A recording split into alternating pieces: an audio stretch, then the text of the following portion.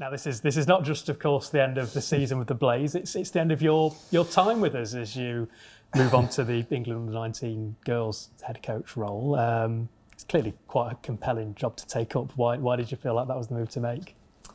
Yeah, I think the first thing, I suppose, timing's never going to be perfect. It's certainly a position here at Blaze that means a hell of a lot to me, and it's not something that I feel ready to move on from as such. But I think the opportunity to go and pull on the three lions, I've been fortunate to do it for a couple of tours with the 19 so far, and with that now becoming a full-time role near enough, and to shape that direction of what that looks like in the first time that this role's been out was just something that was just too exciting to turn down. I think that the chance to build something that can develop cricketers for England in the future, from my own personal perspective as a coach, I think that it's something that I can go and deliver some real success with, but also learn a hell of a lot over the next few years, working up and down the pathway a little bit and learn from different people. So something I'm really excited as seen as a 40-year-old coach, something that's part of my journey in these next few years is to learn as much as I can and hopefully keep progressing as a coach. I think it's a really exciting time in that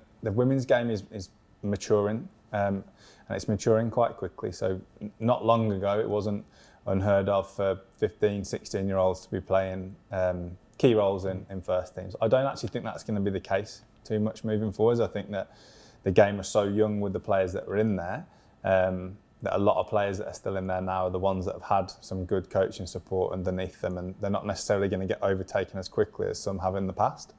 So I think it's going to be really exciting working with these 19s to see what opportunities can be created for them to force their way in when it was perhaps going to be a little bit of a harder route than before. And that's something I'm really excited about doing and shaping and working with that next generation of cricketer to see how many people can go on to represent Blaze or other teams here at Trent Bridge and the other fantastic stadiums that we get the opportunity to play in. Yeah, and back to Blaze briefly. Obviously, the identity of your successor is yet to be determined, but how do you feel about the squad you'll be leaving behind? A couple of additions already in place for 2025 as well in Elwys and Phillips. Yeah, I think we've got a really balanced group. Obviously, the main bit of recruitment, for want of a better word, was keeping our own, and we feel like we've got a really good group of cricketers that we wanted to maintain that core of as we've done, and building Elwys and Charlie Phillips into that is something that's exciting. I think that from my perspective, whoever gets the opportunity to lead moving forwards is in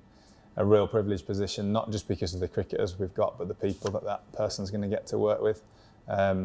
The group are just a fantastic group of individuals, and I certainly feel whoever gets that chance is in a blessed position. How would you sum it up? 2 years with Blaze at Trent Bridge.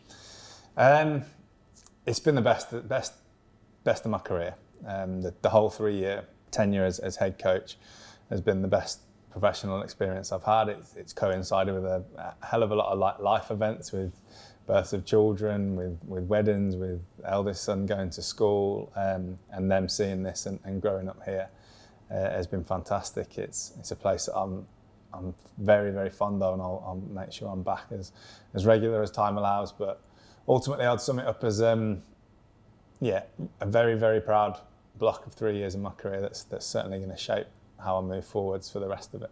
Been a pleasure to have you with us. All the best with England. Thank you very much. Cheers.